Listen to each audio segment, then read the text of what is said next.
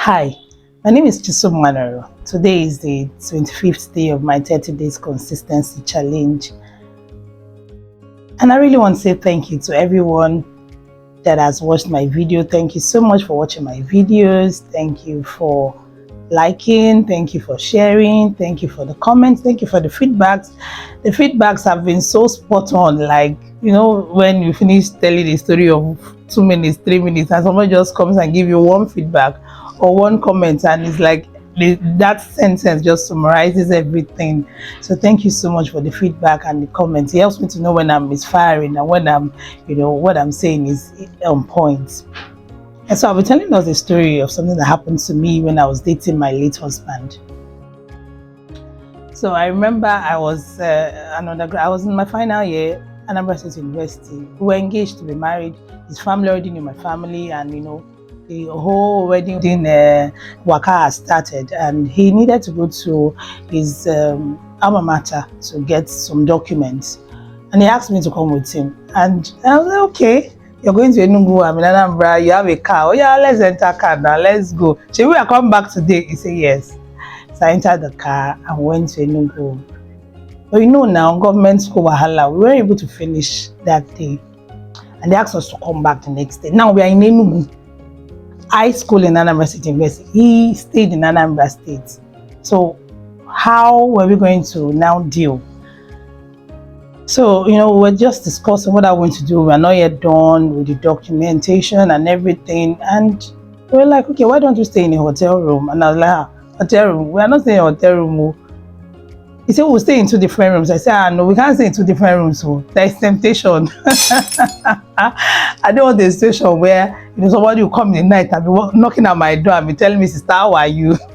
So I told him, brother, no way. So what we did was that we drove all the way to Anambra State. Then my sister-in-law was staying in Oka, so it was a good idea. So we went to her place. We passed the night in a house in Oka, Anambra State, and then drove back to Enugu the next day, finished up what we wanted to do, and then we came back to Anambra State after we were done.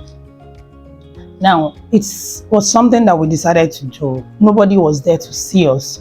I don't think anybody knew that I had gone on that trip, like in terms of probably daddy, mommy, siblings, or somebody that would have checkmated me or maybe scolded me. I don't think anybody of sorts knew. But I knew that, okay, we decided to keep ourselves to the Lord, right? So we are doing this right. And it wouldn't have been a bad idea to stay in the hotel rooms. After all, we could stay in 2 different rooms, right? But we knew that tendency of brother, I'll wake up in the night, and me, even if I might say no, how long can my no be, right? So it's always good to be safe than sorry. I don't know if you're getting me. So many times it's not as if it's not doable, but going that extra mile to be safe is always it's always like the better thing to do. So I think that's what I was referring to yesterday when I said stay away from the person if you know that you're not strong enough. Because I will not lie to you, at the time when I was friends with this young girl, it was a period of my life when I was trying to say, okay, these songs, I will not sing them anymore, and I was just being there listening to them and everything. So I knew that at that time the best thing for me to do was to run. Now, of course, if you are in that place where you feel like you're strong enough to convert the person, then why not? I guess at this point in my life, I could actually, stand up to the friend if I was in that kind of situation, similar situation, and tell her, babe, I know they come your house again because of this song where they play, right? But as at the time, I felt that was the best thing for me to do. But that was for that particular situation. But in terms of like a man-woman matter, you date woman, you are not born again, and then you're born again, and then you know that there's certain things you will not do again. It will not be advisable to go by yourself if you want to go and convert her. It's always important to go with probably a sister or someone else in church, right? So all I'm just trying to say is that there are cases when the best thing to do is to run. You get where I'm coming from.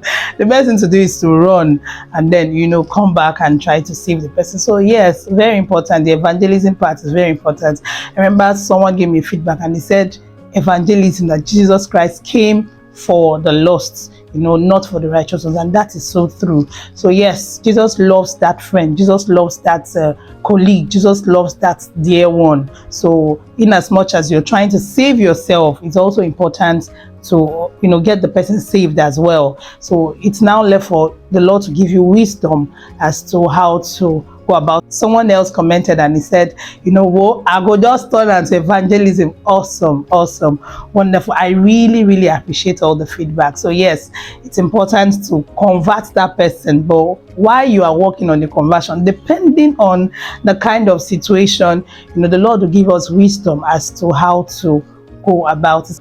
Joseph knew that at the time all he needed to do was to flee, and that was all he did. He fled. That was the safest thing to do at the time. So I just thought to bring a bit of a balance to yesterday's video, in the sense that depending on the situation you find yourself, I think that would determine the approach with which to follow it.